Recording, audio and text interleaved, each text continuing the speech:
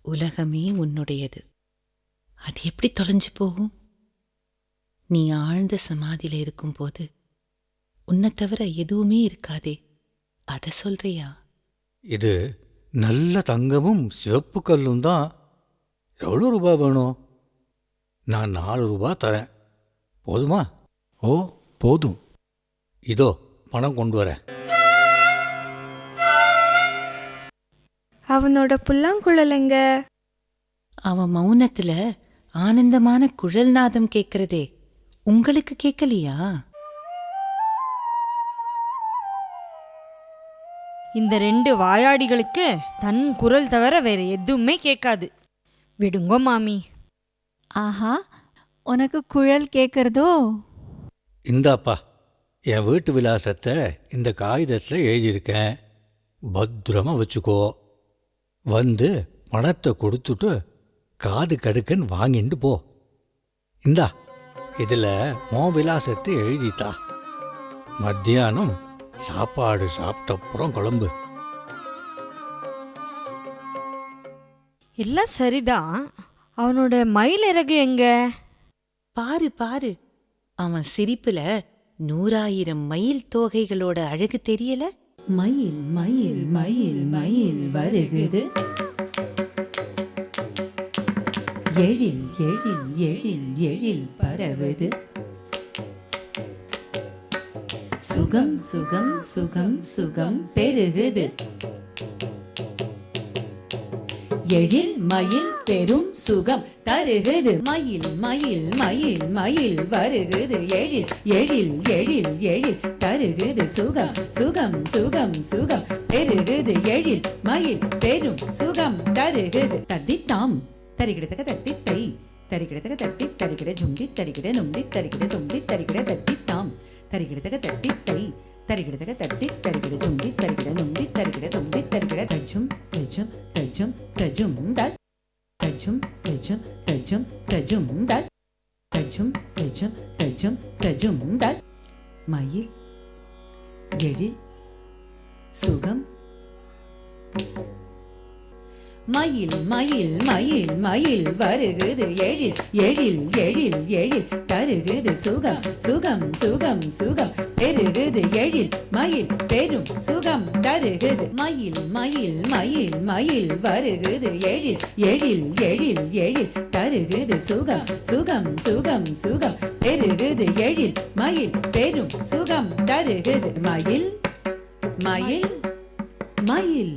இந்தாப்பா, இது உனக்காகவே நான் பண்ண பக்ஷணம்னு கட்டி கொடுத்திருக்கேன். கிருஷ்ண கிருஷ்ண கிருஷ்ண கிருஷ்ண கிருஷ்ண கிருஷ்ண கிருஷ்ண கிருஷ்ண கிருஷ்ண கிருஷ்ண கிருஷ்ண கிருஷ்ண கிருஷ்ணா.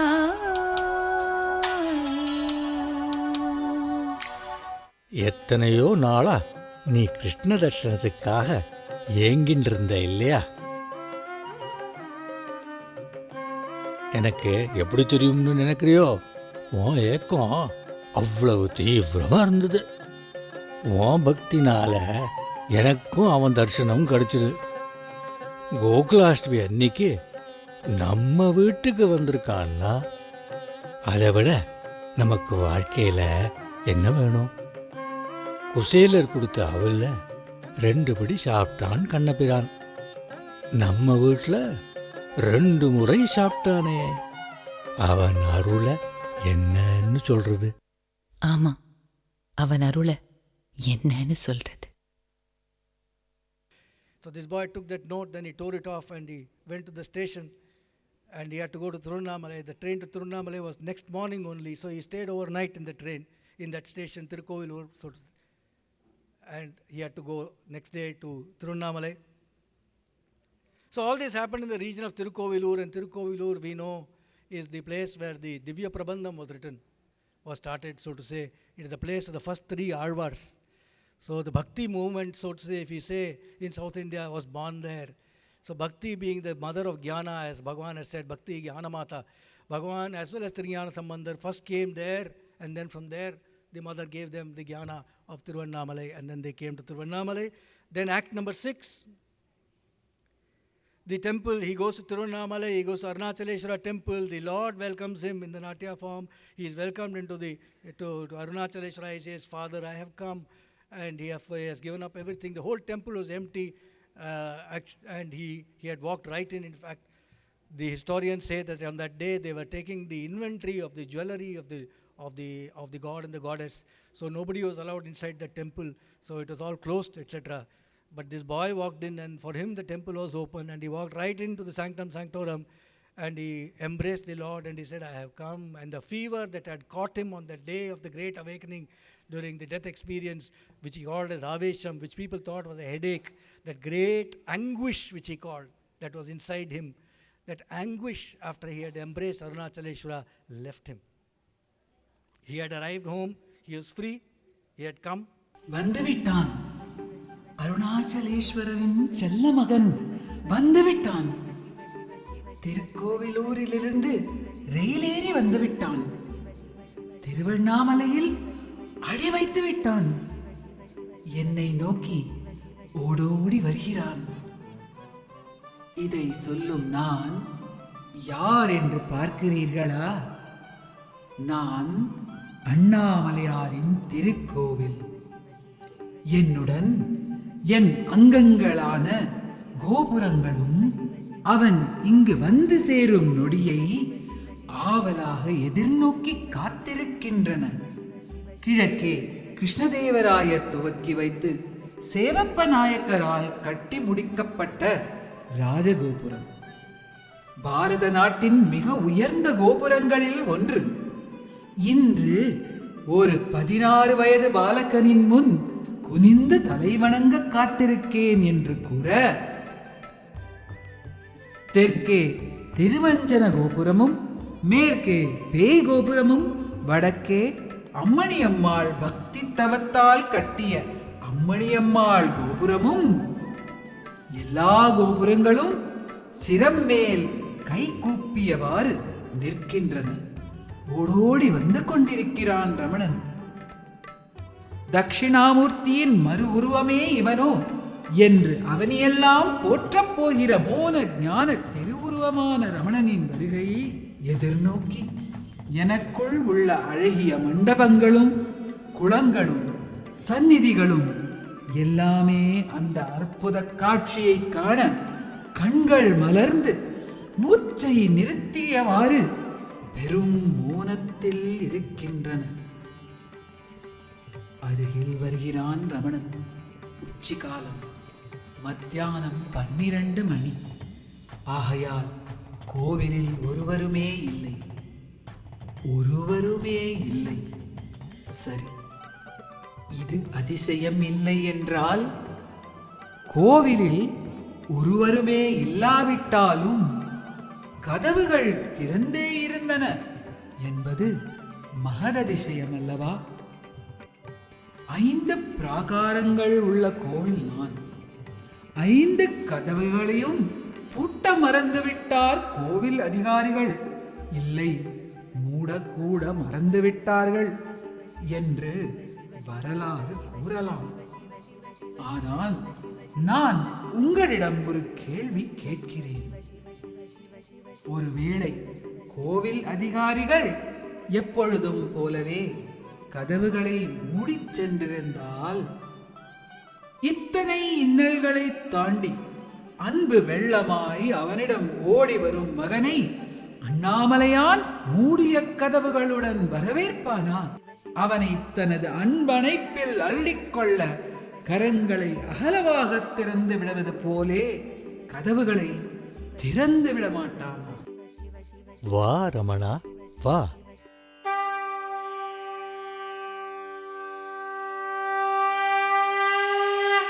என் செல்வ மகனே, வா.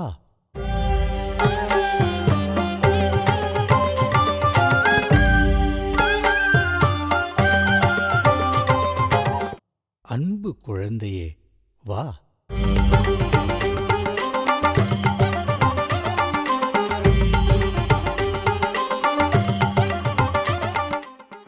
என் ஞானாக்னி வடிவமே, வா. என் இதய ஸ்புரணமே, வா. அப்பா நான் வந்துட்டேன்.